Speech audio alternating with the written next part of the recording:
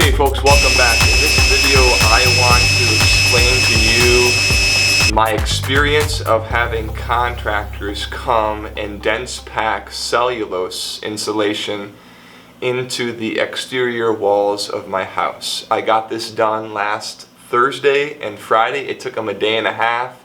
There were 3 guys who showed up, and here's what happened. So before they showed up, part of our agreement, in order to keep my costs low, was I had to remove 1 piece of cedar siding from each side of the house. So I did this in a previous video. You can watch that. I used like a little, pry bar that you use like on like a roof with a hammer, and I pulled those pieces out and pulled out all the nails and stuff, so that when they showed up, they just had to drill into each of the stud cavities with a hole saw, put their tube in there, fill it up, and then they had to put a styrofoam plug in after that and then tape over it, and then they were finished. Then after they left, then I had to come back in and I had to put the wood siding back on, nail it all in place with some new nails, and then paint over it because there were lots of holes and irregularities when I took the nails out, so it didn't look good. So a couple things that I learned from going through this process. I was there on both days. I got off work, so and here's what I learned. First of all, they're going to drill a hole in every stud bay. Okay, so on the outside of your house, you've got these typically 2x4s, right? And this is going to hold up your wall and hold up your roof, right? Well, the 2x4s are going to be sitting every 16 inches. So from the middle of this 2x4 to the middle of this 2x4, it's going to be 16 inches. So they're going to drill a hole like right in the middle of that stud bay, okay? Then they're going to go over to the next one and drill a hole there. Well, in my house, and probably in your house too, the stud bays are not all 16 inches. Some of mine were like 8 inches, okay? Sometimes there were like 3 studs right in a row, 1, 2, 3, okay? Particularly around corners or near windows or doors, like sometimes, or like maybe around like if there's like a bathroom, there's like some pipes there or something. So if you're gonna get this done, don't be surprised if your holes are not gonna be 16 inches around the whole outside. Sometimes you're going to have 2 close to each other, sometimes you're going to have 3 close to each other, sometimes there might be a wider gap or something. So that's probably going to be typical because, framers and construction builders and mass people who build a lot of houses at once, like the production builds, maybe they get creative or whatever, but it's not going to be uniform, so don't be alarmed about that. Second thing that I learned is I thought that when they would drill holes into each stud bay, they'd just drill a hole straight in and it'd look nice and clean. But what they did instead was they drilled a hole in and they brought it out, then they drilled back that same hole, but they went at an up angle, was the second drill, and then the third one they went back in the same hole, but they drilled at a down angle. This allowed the hose to go into the hole and then to be able to curve it up gradually and curve it down gradually. Yeah, I guess if it goes straight in and then it's got to go up sharply, that might make a kink in the hose and it might affect the flow of the material up into the stud bay. So as you can see in the video that I showed you here, you'll see a guy drilling in one hole, then he'll drill in the same hole 2 more times, one going up and one going down, so that hose can curve. The third thing that I learned is this is messy, right? Like the guys cleaned up on the outside of my house and on the inside of my house, but they did a better job on the outside, but the cellulose kind of gets all over the place and blows back in your face, it gets on the ground and stuff, so they had rakes and they had like an electric blower to like put it all up and put it in trash bags. Fourth thing that I learned is there can be blocking in your stud bays. So normally you have studs going every 16 inches going up and down in the vertical direction. Well, sometimes in a stud bay you'll have a piece of blocking. It's like a piece of wood that goes at a 90-degree angle to the vertical stud, and that's called blocking, okay? And that will prevent the hose from going all the way up into the next, the full length of the stud bay.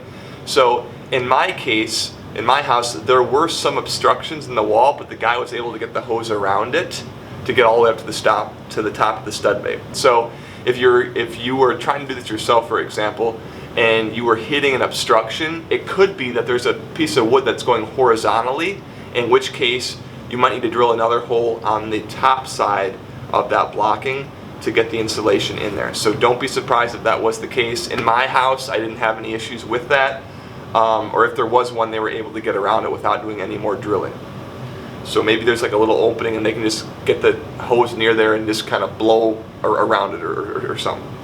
What's this? Maybe the fifth thing that I learned is in taking off the siding on my house, I couldn't get it all off because it would have been super inconvenient.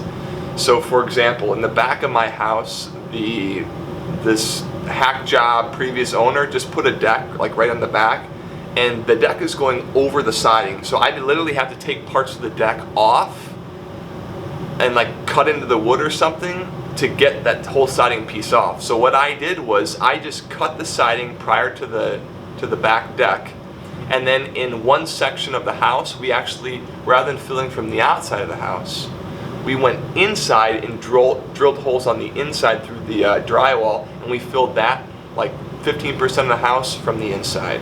So if you're gonna maybe DIY this and you want to, and you're having trouble getting a section of the siding off, or there's like a bunch of obstructions and stuff, you can always cut the siding and then go from the inside for one section of the house, because that's what I did, and it worked fine.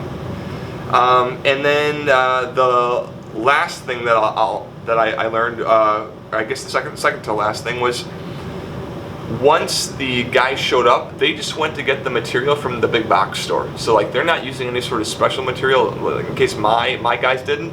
So they just went to like a Home Depot or a Menards or a Lowe's or whatever, and they just got the stuff. Or maybe there's a local supplier here that even has cheaper prices, but they just got the bundles that I would go buy myself. And finally, what I learned was I didn't realize how simple this whole process was. And let me explain that a little bit. When my guy showed up on a Thursday morning, the head guy came and he drops off his two like hired workers, and I think it was the first time that these two guys had done dense packing cellulose into the exterior walls of a house. So obviously there was the head honcho guy who knew what he was doing, but these other two guys, it was there for the first time. And he walked him through it probably in like 5 or 10 minutes, right? And he was there like the majority of the day, right? Like he'd run errands once in a while, maybe to go get some more cellulose or like to go to lunch or something. But you know, for most of the day, both days, he was there like helping out or just kind of keeping an eye on things. But if he can teach someone how to do this in like 5 or 10 minutes, like not complicated at all, right? And I was just surprised that, you know, it was that simple. Now, last thing I want to share with you guys is tips. First of all, if I were to do this again, and I had like some brothers or friends, I'd probably like be much happier throwing, you know, $200 or $300 at those guys and like DIYing this than hiring it out. And I say that because I just thought this was pretty easy to do, like not a lot of skill, and like guys who had not done this before like did my whole house. Granted, they were overseen by someone, but there were only a couple of occasions when they had to call on the head honcho guy to like, how do we get around this obstruction, or how do we, you know, or we're stuck here in this one part or whatever, right? So it just not a really complicated process, especially if you got young kids who you get some cheap labor there. You know, you guys can make this a family project, and actually it's really rewarding and kind of fun. My second tip for you is if you did this yourself, you can get the same machine that they used. You can rent it at Menards. So the machine that they used was a Crendel, and it was like a really big one, like, you know, it was probably like as tall as I was and like, you know, 4 feet wide or something, like a big heavy thing. At Menards, they have the same machine, but it's much smaller. But on the machine at Menards, just like on their machine, there's a little dial on the bottom that lets you set the density of the dense pack. So it's supposed to be between 3.5 and 4 pounds per square foot. So they set mine to like just below 3.5. And I didn't know that that machine was available for rent at Menards. So again, if you're kind of a DIY person, you can get the same machine at Menards for rental. Maybe you can even get it free if you buy so many bags. And the only difference was that the machine at Menards will not pump as quickly, so it's going to take you longer than the machine that they have. But both machines are capable of doing the dense pack. And the last tip I'll share with you is, if you're going to have someone else do it, you know, like you might pay between $1,500 and like, I don't know, $2,750 or something, right, for like a ranch house, you know, in Madison.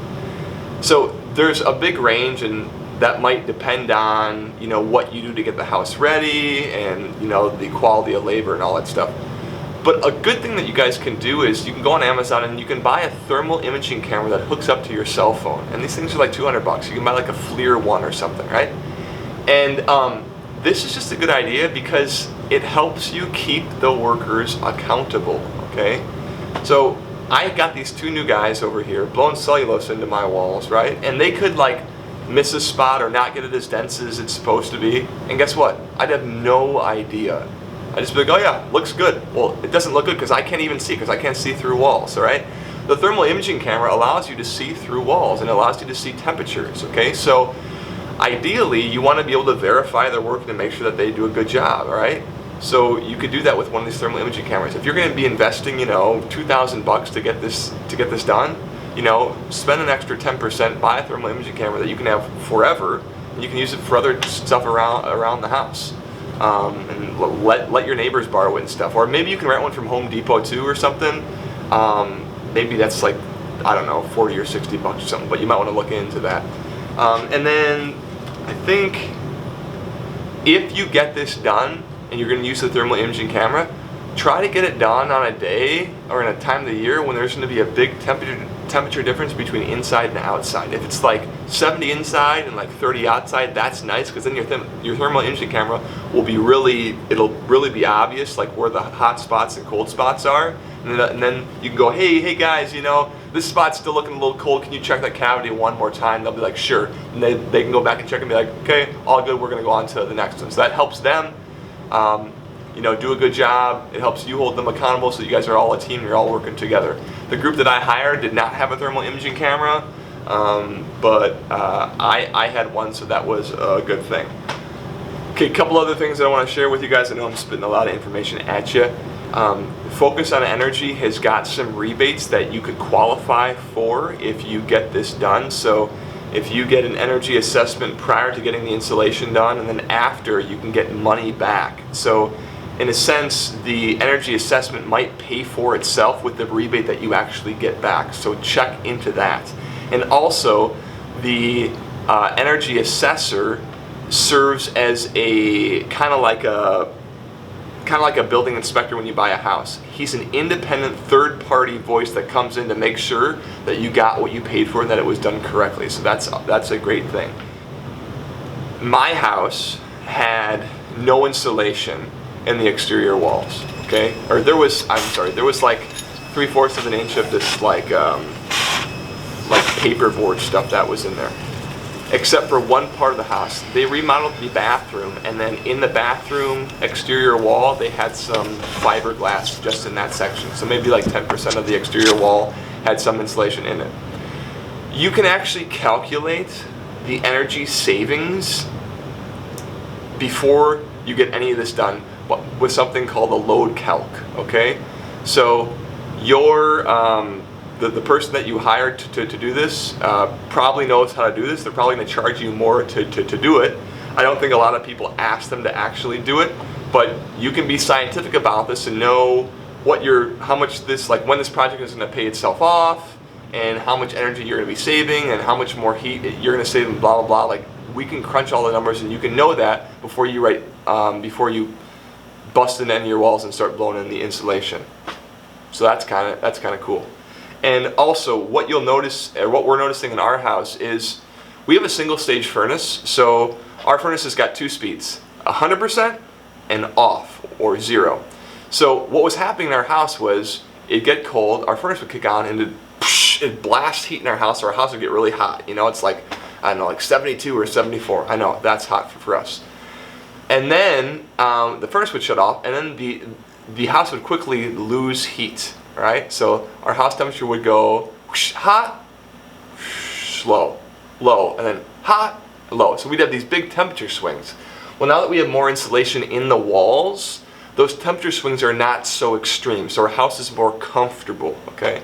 And the last thing is, insulation does not stop heat flow. It slows heat flow, okay?